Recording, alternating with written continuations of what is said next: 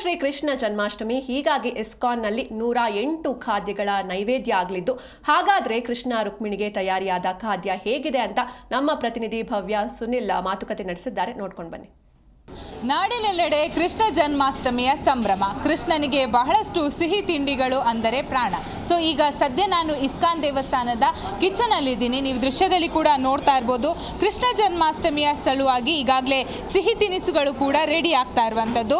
ಕೃಷ್ಣನಿಗೆ ಬಹಳಷ್ಟು ಸ್ವೀಟ್ ಆಗಿರ್ಬೋದು, ಹೀಗೆ ಇಷ್ಟಕರವಾದಂತಹ ತಿಂಡಿಗಳನ್ನು ಕೂಡ ಈಗಾಗಲೇ ಇಸ್ಕಾನ್ ಟೆಂಪಲಲ್ಲಿ ತಯಾರಿ ಮಾಡ್ತಾ ಇದ್ದಾರೆ. ಬೆಣ್ಣೆ ಸಕ್ಕರೆ ಆಗಿರ್ಬೋದು, ಅವಲಕ್ಕಿ ಪಾಯಸ ಆಗಿರ್ಬೋದು, ಅರಳು ಉಂಡೆ, ಚಿಲಿಂಬಿ ಉಂಡೆ. ಸೊ ಈ ರೀತಿಯಾದಂತಹ ಬಹುತೇಕ ಜನ್ಮಾಷ್ಟಮಿಯಂದು ಕೃಷ್ಣನಿಗೆ ಅರ್ಪಿಸಲು ಕೆಲವು ಸಾಂಪ್ರದಾಯಿಕ ಸಿಹಿ ತಿನಿಸುಗಳನ್ನು ಕೂಡ ತಯಾರಿ ಮಾಡ್ತಾ ಇರುವಂಥದ್ದು. ಸದ್ಯ ಭಕ್ತರಿಗೆ ಕೂಡ ಇದರ ಇಲ್ಲಿ ಬರುವಂತಹ ಭಕ್ತಾದಿಗಳಿಗೆ ಪ್ರಸಾದ ಮೂಲಕ ಕೂಡ ಕೊಡಲಾಗುತ್ತೆ. ಸೊ ಕೃಷ್ಣನಿಗೆ ಯಾವೆಲ್ಲ ಸಿಹಿ ತಿಂಡಿಗಳು ಪ್ರಿಯ ಆಗಿದೆ, ಸೊ ಅದನ್ನು ಇಲ್ಲಿ ಕಿಚನಲ್ಲಿ ಈಗಾಗಲೇ ತಯಾರಿ ಮಾಡ್ತಾ ಇದ್ದಾರೆ. ಸದ್ಯ ನೀವು ನೋಡ್ತಾ ಇರ್ಬೋದು, ಬಹಳಷ್ಟು ಹೈಜಿನಿಂದ ಕೂಡ, ಅಂದರೆ ಕೈಗೆ ಗ್ಲೌಸ್ ಆಗಿರ್ಬೋದು, ತಲೆಗೆ ಕ್ಯಾಪ್ ಆಗಿರ್ಬೋದು, ಮುಖಕ್ಕೆ ಮಾಸ್ಕನ್ನು ಹಾಕಿಕೊಂಡು ಈಗಾಗಲೇ ಇಲ್ಲಿರುವಂತಹ ಸಿಬ್ಬಂದಿಗಳು ಲಡ್ಡುಗಳನ್ನು ತಯಾರಿ ಮಾಡುವಂಥದ್ದು. ಅಂದರೆ ಪ್ರತಿದಿನ ಬರುವಂತಹ ಭಕ್ತಾದಿಗಳಿಗೆ ಯಾವುದೇ ರೀತಿಯಾದಂತಹ ಪ್ರಸಾದಗಳು ಕಡಿಮೆ ಆಗಬಾರ್ದು ಅನ್ನೋ ಕಾರಣಕ್ಕಾಗಿ ಈಗಾಗಲೇ ತಯಾರಿ ಆಗ್ತಾ ಇರುವಂಥದ್ದು. ಹಾಗೆಯೇ ಕೃಷ್ಣನಿಗೆ ಏನೆಲ್ಲ ಸ್ವೀಟ್ ಇದೆ ಅದನ್ನು ಕೂಡ ಇಲ್ಲೇ ತಯಾರಿ ಮಾಡಿ ನೈವೇದ್ಯ ಮೂಲಕ ಅರ್ಪಣೆ ಮಾಡುವಂಥದ್ದು. ಸದ್ಯ ಕೃಷ್ಣನಿಗೆ ಬೆಣ್ಣೆ ಮತ್ತು ಸಕ್ಕರೆ ಬಹಳ ಪ್ರಿಯವಾದ್ದರಿಂದ ಅವುಗಳನ್ನು ಒಟ್ಟಿಗೆ ಸೇರಿಸಿ ನೈವೇದ್ಯ ಮಾಡಲಾಗುತ್ತೆ. ಸದ್ಯ ನೀವು ದೃಶ್ಯದಲ್ಲಿ ಕೂಡ ನೋಡ್ತಾ ಇದ್ದೀರಾ, ಲಡ್ಡುಗಳ ತಯಾರಿ ಮಾಡ್ತಾ ಇದ್ದಾರೆ. ಸೊ ಇಲ್ಲಿ ಕಿಚನಲ್ಲಿ ಕೂಡ ನೀವು ದೃಶ್ಯದಲ್ಲಿ ಕೂಡ ನೋಡ್ತಾ ಇರಬಹುದು. ಸೊ ಲಡ್ಡುಗಳಿಗೆ ಬೇಕಾದಂತಹ ತಿಂಡಿಗೆ ಬೇಕಾದಂತಹ ತಿನಿಸುಗಳನ್ನು ಕೂಡ ಈಗಾಗಲೇ ಇಲ್ಲೇ ತಯಾರಿ ಮಾಡುವಂಥದ್ದು. ಪ್ರಮುಖವಾಗಿ ಚಿಲಿಂಬಿ ಅಡ್ಡೆ ಆಗಿರ್ಬೋದು, ಉಡುಪಿ ಕರಾವಳಿ ಭಾಗದಲ್ಲಿ ಚಿಲಿಂಬಿ ಅಡ್ಡೆಯನ್ನು ಕೂಡ ಮಾಡ್ತಾರೆ. ಹಾಗೆಯೇ ಮೊಹನ್ತಾಲ್ ಆಗಿರ್ಬೋದು, ಇದು ಗುಜರಾತಿ ಸಿಹಿ ತಿಂಡಿ ಆಗಿದ್ದು ಕಡಲೆ ಹಿಟ್ಟು, ತುಪ್ಪ ಮತ್ತು ಸಕ್ಕರೆಯಿಂದ ಕೂಡ ತಯಾರಿಸ್ತಾರೆ.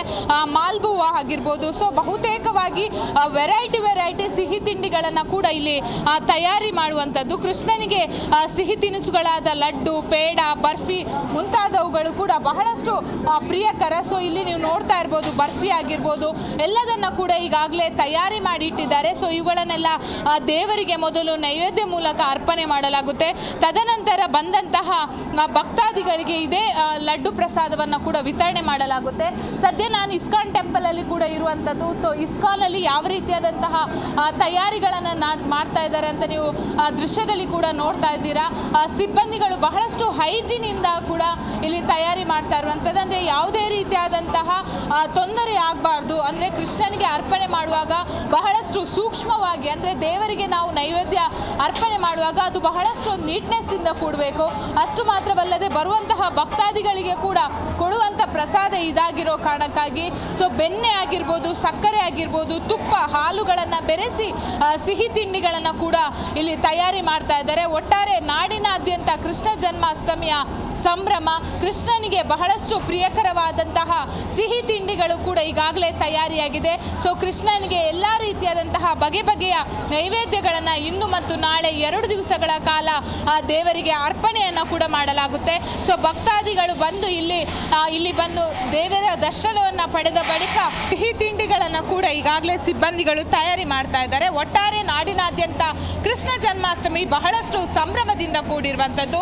ಸೊ ಕೃಷ್ಣ ಜನ್ಮಾಷ್ಟಮಿ ಎಂದು ಕೃಷ್ಣನಿಗೆ ಪ್ರಿಯಕರವಾದಂತಹ ಸಿಹಿ ತಿಂಡಿಗಳನ್ನು ಕೂಡ ಇಸ್ಕಾನ್ನ ಕಿಚನ್ನಲ್ಲಿ ಈಗಾಗಲೇ ತಯಾರಿ ಮಾಡಿದ್ದಾರೆ. ಸೊ 2 ದಿವಸಗಳ ಕಾಲ ಕೃಷ್ಣನಿಗೆ ನೈವೇದ್ಯ ಮೂಲಕ ದೇವರಿಗೆ ಅರ್ಪಣೆ ಮಾಡಲಾಗುತ್ತೆ.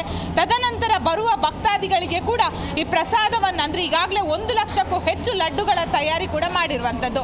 ಬೆಂಗಳೂರಿಂದ ಕ್ಯಾಮ್ರಾ ಪರ್ಸನ್ ನಾಗಪ್ಪ ಜೊತೆ ಭವ್ಯ ಸುನಿಲ್, ಜಿ ಕನ್ನಡ ನ್ಯೂಸ್.